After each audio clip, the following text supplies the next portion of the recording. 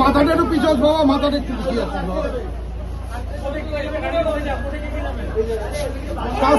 দেখতে পাচ্ছি না।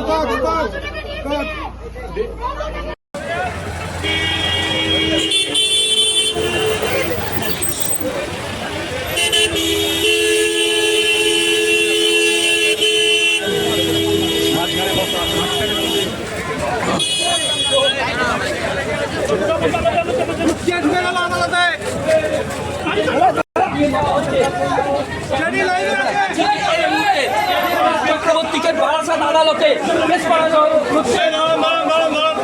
তাড়াহুড়ো করবেন না, সাইড দেবেন।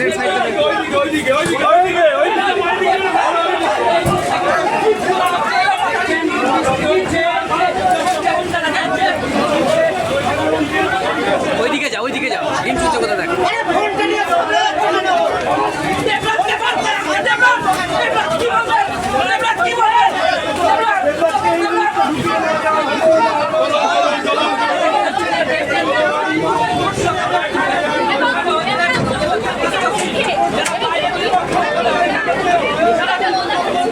পুলিশের গাড়ি লক্ষ্য করে ডিম পর্যন্ত ছোড়া হয়। ওরা নিরাপত্তা। অদিতি মুন্সি ভক্তিগীতি করে থাকেন, কিন্তু অতি ভক্তি যে জানতাম না। মানে ওনার স্বামী দেবরাজ চক্রবর্তী, কালকে দেখেছেন শুনেছেন মিডিয়াতে, তাকে গ্রেপ্তার করা হয়েছে পুরুলিয়া থেকে। তার বিরুদ্ধে অনেক সব অভিযোগ আছে, তোলাবাজি, মারধর ইত্যাদি। তাকে ধরা হয়েছে। কলকাতা হাইকোর্টে গিয়েছিলেন উনি, কেস টেস হয়েছে শুনে রক্ষা কবচ আনতে, কিন্তু কলকাতা হাইকোর্ট রক্ষা কবচ দেয়নি। ওনার ওয়াইফকে দিয়েছে, দুজনের বিরুদ্ধেই অভিযোগটা ছিল। তো ওয়াইফকে দেওয়া হয়েছে কারণ ছোট বাচ্চা 4 মাসের, কিন্তু স্বামীকে দেওয়া হয়নি।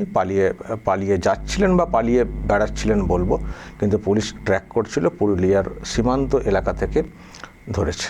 তো ধরে এনেছে। আজকে যখন আদালতে তোলা হচ্ছিল, মানুষ তো খবর পেয়ে গেছিলেন যে ওকে ধরা হয়েছে। আসলে এত অভিযোগ। একটি ছেলে, বাবার সেরকম কিছু ছিল না, ভাড়া বাড়িতে থাকতেন। তার নাকি এখন 1300 কোটি টাকার সম্পত্তি, আবার তো কেউ বলছেন 2000 কোটি টাকা। মারাত্মক একটা অভিযোগ। তো বিরাট হাবভাব, অনেক সব মানে ব্যাপার বলা হচ্ছে, মারধর যেটা বলছিলেন। তো যখন মানুষ শুনলেন যে এলাকায় বাড়ি, যে গ্রেপ্তার করা হয়েছে, তো খুশির আমেজ। কালকে দেখেছেন, কালকে সন্ধ্যাতেই একটা বাজি ফাটানো ইত্যাদি হয়েছে এলাকাতে। আর যখন মানে খবরটা আসে যে আজকে তোলা হবে কোর্টে, তো মানুষরা হাজির হয়ে যান। ওই এখন তো ডিম নিয়ে হাজির হওয়ার একটা এসেছে না, তো ডিম নিয়ে হাজির হয়ে যান অনেকে। কিন্তু পুলিশ চেষ্টা করেছে আর কি যতটা ডিম কম খাওয়ানো যায়, কারণ পুলিশকে আবার জবাবদিহি করতে হচ্ছে কোর্টের কাছে কেন এরকম হচ্ছে। তো পুলিশ একটু ঘিরে টিরে আর কি নিয়ে যাওয়ার ব্যবস্থা করেছিল। আর দেবরাজ চক্রবর্তীও মাথাতে টুপি পরেছিলেন, মাথাতে যাতে ডিমটা না পড়ে যায়। কিন্তু তারপরেও ডিম ছোড়া হয়েছে, গাড়িতে পড়েছে, বডিতে হয়তো পড়ে থাকতে পারে। তো ডিম থেরাপি যেটা আর কি হয়ে আসছে, সেটা কিন্তু এই ক্ষেত্রে হয়েছে। আমি অদিতি মুন্সির গানটা শোনাচ্ছি কারণ উনি এই গানটা গাইতেন বিভিন্ন জায়গাতে, তোমরা কুঞ্জ সাজাও গো আমার প্রাণনাথ আসিতে পারে। তো এখন অনেকে গানটাকে চেঞ্জ করে দিচ্ছেন, বলছেন যে তোমরা জেলটা সাজাও গো আমার প্রাণনাথ আসিতে পারে। মানে স্বামীকে উদ্দেশ্য করে অনেকে বলছেন দেখছি সোশ্যাল মিডিয়াতে। তো সত্যিই তিনি এসে গেছেন। আজকে যেটা খবর দর্শক, ওনার 7 দিনের পুলিশ কাস্টাডি হয়েছে। 7 দিনের পুলিশ কাস্টাডি, লং টাইম কিন্তু। এরপরে হয়তো আরও পেতে পারে। তারপরে মাঝখানে আরও সব তল্লাশি, তদন্ত ইত্যাদি চলবে, তো যেসব অভিযোগ সামনে এসছে, ফলে পুলিশ কাস্টাডি হয়তো আরও বাড়বে এবং তারপর জেল কাস্টাডি। ফলে এখন জেল বন্দি হতে হবে এই দেবরাজ চক্রবর্তীকে, এটা মোটামুটি ধরে নেওয়া যায়। আর মানে অদিতির কি হবে এটা একটা প্রশ্নের, যেহেতু কলকাতা হাইকোর্ট রক্ষা কবচ দিয়েছে ছোট বাচ্চা বলে, কিন্তু অভিযোগ কিন্তু ওনার বিরুদ্ধে আছে। এই যে আয় বহির্ভূত সম্পত্তি, মানে হঠাৎ করে প্রচুর আয় এবং যে ভোট হলো, ভোটের সময় যে হলফনামা জমা করতে হয়েছে নির্বাচন কমিশনে, অদিতি মুন্সি যেহেতু ভোটে প্রার্থী হয়েছিলেন, সেখানেও নাকি অনেক সব তথ্য গোপন করা হয়েছে বিষয় সম্পত্তির। বেনামে প্রচুর নাকি সম্পত্তি আছে, আর যেগুলো আছে সেগুলোও সবটা উল্লেখ করা হয়নি। আসলে উল্লেখ করলে তো সোর্স অফ ইনকাম দেখাতে হবে না, কোত্থেকে এলো টাকা, তো ওনারা নাকি গোপন করেছিলেন। তো সেটা নিয়েও সব অভিযোগ এসেছিল। উনি আবার অনেক মানে আইনজীবী ধরেছেন, কিন্তু ধরেও শেষ রক্ষা এখনও পর্যন্ত হয়নি। এই জন্যই বলবো, কারণ অ্যারেস্ট হয়ে গেছেন, পুলিশ অ্যারেস্ট করেছে। আবার এটাও শুনছি ইডিও নাকি সব নজর রাখছে। ফলে এখন কিন্তু ছাড় পাওয়া মুশকিল আছে। তো সেই জন্যই বলছি, অদিতি মুন্সি ভক্তিগীতি করে থাকেন, কুঞ্জ সাজাও ইত্যাদি বলে থাকেন।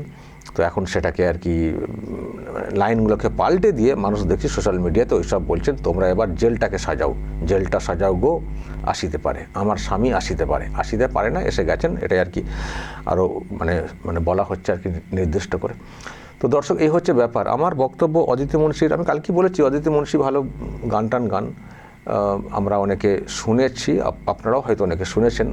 রিয়েলিটি শোতে একটা বেশ র্যাঙ্ক করা, সেখান থেকে আরও উত্থান, তো ভালো একটা ইমেজ ছিল অদিতি মুন্সি, সেটা বলতে কোনো দ্বিধা নেই। আমাদের আরামবাগেতেও গান করতে এসছেন, গান এবং ভঙ্গি সত্যি অনেককে আকৃষ্ট করেছে একটা সময়।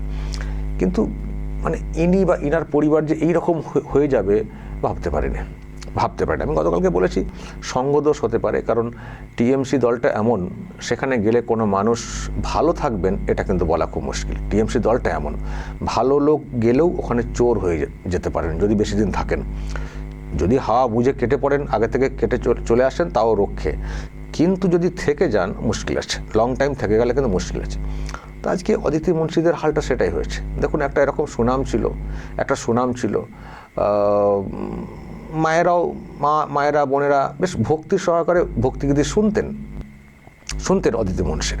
কিন্তু আজকে যখন জানা যাচ্ছে এই সেই অদিতি মুন্সি যার স্বামী এই রকম করেছেন, কি ছিল তার, এখন এত হয়ে গেল, কি করে হলো, মানুষ প্রশ্ন তুলছেন না? তারপরে হুমকি, হুঁশিয়ারি, মারধর, মাথা ফাটানো। এখন দেখছেন না, সব যারা প্রমোটার, বিশেষ করে প্রমোটারদের ওপরে জুলুমটা বেশি হতো। প্রমোটার টাকা দিতে হবে, নিজের জায়গাতে কাজ করলেও টাকা দিতে হবে। আমি দর্শক গতকাল একটা বক্তব্য শুনিয়েছি, একজন প্রমোটার, তারও মাথা ফাটিয়ে দেওয়া হয়েছিল, তার বক্তব্য আমি আপনাদেরকে শুনিয়েছি অনেকটা রাতে, যারা শোনেননি শুনে নেবেন। তো এইসব হতো। তো এখন এইগুলো শুনলে দেখলে মানুষের সত্যি ধারণা পাল্টাচ্ছে যে মেয়েটি সত্যি খুব ভালো গান গাইতেন, আমরা শুনতাম। কিন্তু এইরকম হয়তো বলা, কেউ বলছেন যে না উনি ভালো, কিন্তু আবার এটাও প্রশ্ন উঠছে, উনি ভালো, স্বামী ওই রকম কালো, তো স্বামীকে কন্ট্রোল করতে পারেননি। আর দুই, হলফনামা যেটা ভোটের সময় উনি দিয়েছিলেন, সেখানে কেন উনি গোপন করেছিলেন? তাহলে উনি ভালো সেটাই বা কী করে বলবো? হয়তো আগে ভালো ছিলেন, কিন্তু এখন উনি ভালো সেটা কি করে বলবো? উনি ওনার স্বামীকে কন্ট্রোল করতে পারেননি, স্বামী এইরকম করে গেছেন বলে যে অভিযোগগুলো আসছে, এবং মাথা ফাটানো এরকম খবরও হয়েছে একটা সময়। কেন কন্ট্রোল করতে পারেননি? হ্যাঁ, একটা পরিবারে মেয়েদের তো একটা থাকে তো, স্বামীকে ঠিক পথে রাখা থাকে তো, নাকি স্বামী একদম কথা শুনতেন না? একদম কথা শুনতেন না, জানি না কীরকম কী সম্পর্ক। তো যাই হোক, এখন ওই সঙ্গে থাকা বা সঙ্গ দোষ সব মিলিয়ে এখন নামটাও জড়িয়ে গেছে অদিতি মুন্সিরও, ইনার নামেও অভিযোগটা আছে, আমি যেটা বলছিলাম দর্শক। তো এখন দেখা যাক তদন্ত কতটা কোন দিকে এগোই।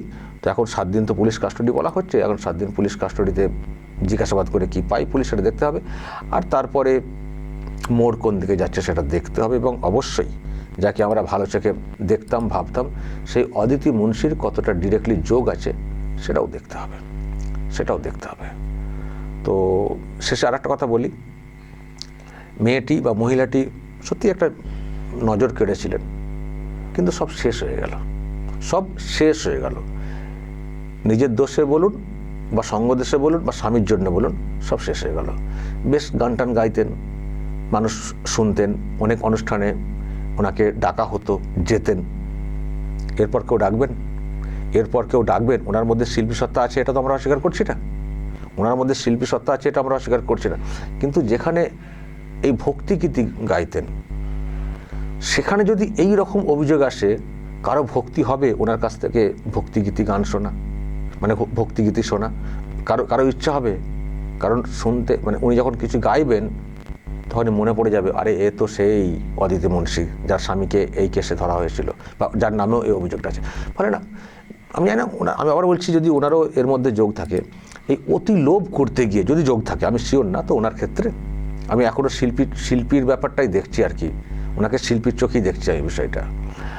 তো যদি ওনার নিজস্ব লোভে হয়ে থাকে তাহলে বলবো অতি লোভ করতে গিয়ে নিজের একটা আইডেন্টিটি সেটাকে নষ্ট করে ফেললেন। আর স্বামীর জন্য যদি বলেন যে ফেঁসে গেছেন, তবে এত বাচ্চা তো উনি না স্বামীর জন্য ফেঁসে গেছেন, উনিও তো সতর্ক হতে পারতেন। তো যদি এই ওনার যে ইমেজ যদি এটাকে ঠিক রাখতে চাইতেন, উনিও অনেকভাবে সতর্ক করতে পারতেন, নিজের ইমেজটাকে নষ্ট মানে করতেন না। আর তাছাড়া দেখুন, তৃণমূল কংগ্রেস চোর, এটা তো আমরা বহুদিন ধরে বলে আসছি, তাই তো অনেক দিন ধরে বলছি তৃণমূল কংগ্রেস চোর, কিন্তু তারপরেও তো ওনাকে সতর্ক হতে দেখিনি। উনি সেই টিএমসি সুপ্রিমোকে কখনো কখনো গান শোনাতে গেছেন, কখনো বিধানসভাতে গান শুনিয়েছেন, এনজয় করেছেন। উনি আর হয়তো বেশি প্রোগ্রাম করতে যেতেন না, পলিটিক্সে ঢুকে যাওয়ার পরে খুব বেশি দেখতাম না, তৃণমূলের প্রোগ্রামগুলো হয়তো করতেন, এদিকে হয়তো অন্য মজা পেয়েছিলেন। কিন্তু ওনার যে শিল্পীর সত্তা সেটা কিন্তু নষ্ট হয়ে গেছে। আর এই ঘটনায় ধরপাকড়ের পরে আমি তো বলবো আরও নষ্ট হয়ে গেল। আর তৃণমূল কংগ্রেস যেহেতু উনি করতেন, তৃণমূল কংগ্রেসকে দেখলেই এখন লোকে ডিম ছুটছেন। ফলে একটা গান, সাংস্কৃতিক অনুষ্ঠান এইসব শুনতে করতে গেলে একটা ভক্তি বজায় রাখা, নিজের ইমেজটা ঠিক রাখাটা একটা খুব প্রয়োজন। তো সেখানে যদি এখন ডিম ছোঁড়াছড়ির ব্যাপারটা হয়, আর কার ভক্তি যাবে ভক্তিগীতি শুনতে, তাই না? তো দর্শক, যাই হোক, এখন 7 দিনের পুলিশ কাস্টডি, এবার ইনাকেও জেরা করা হবে যেটা শুনছিলাম। এবার আমরা তারপরেই বুঝতে পারবো অ্যাকচুয়ালি কত কোটি টাকার সম্পত্তি এই বছরে করেছেন ওনারা। দর্শক বলবেন যা বলার এবং নজর রাখবেন আরামবাগ টিভিতে।